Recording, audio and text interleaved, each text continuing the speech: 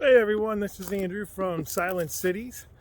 We are here at Mount Hope Cemetery in Lansing, Michigan. It's one of the 3 municipality owned, which means the city owns it, up here in Lansing. And I was up here cleaning today, helping out with the Friends of Historic Lansing Cemeteries. And so I thought I'd show you a couple of the neat things that are here at this cemetery. So there'll be some starts and stops in the video. Anyway, we're starting up here at the Veterans Memorial. You can see our flagpole up there and all the different typical military headstones up here.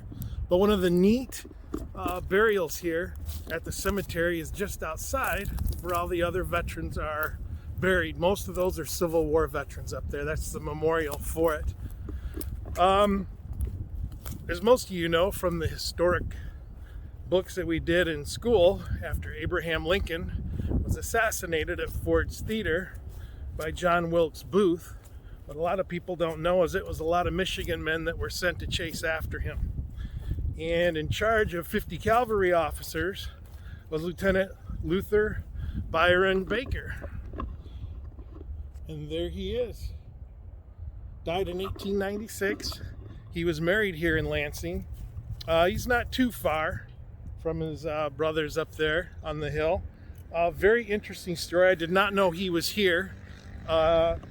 He allegedly, according to his story, was at the door of the barn that they set fire to get Booth to come out. And allegedly it was Lieutenant Baker that was talking with Booth as he said his dying words to send to his mother. And Lieutenant Baker was in charge of taking Booth's body back up to Washington, D.C., and he's written a short book on it. I haven't read it, but this is one of the more interesting burials here at Mount Hope Cemetery. I'll show you a couple other places here in just a minute. So we are at the next spot here in Mount Hope Cemetery, and one of the sadder aspects of the cemetery is the Boys Vocational School Memorial. Back in the 1800s, there was a boys training school for the wayward children, I suppose you could say. Up until recently, all these boys, 61 boys, are buried here. They were in unmarked graves.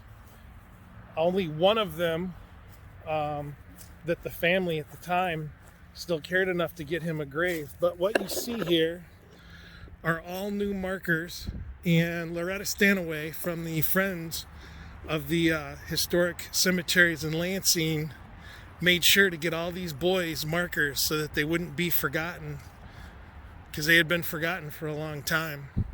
Richard McKimmy here is the only marker that was original from when he died in 1926. The rest of these stones are all new to memorialize the boys that had died when they were in the care of the vocational school.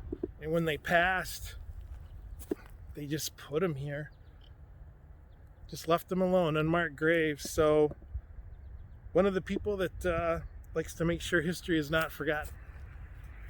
So the last place we'll check out is probably the most famous or well-known burial here at Mount Hope Cemetery, and that is Mr. R.E. Olds. Oldsmobile. It was founded in Lansing. This is the founder of the automobile. Let's get you up there, take a little bit closer look if the tree won't hit me with any of its stuff. This is the founder of Oldsmobile Motor Company. As I look around, you can see some different shaped obelisks. This is the more wealthy part of the cemetery, I suppose you could say. But that is where the founder of Oldsmobile is buried. So that's it here from Mount Hope Cemetery. Sorry for the shaky camera work.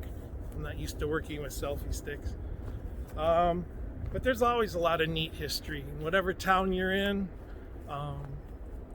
you can always find some local history, sometimes national history. And that's it.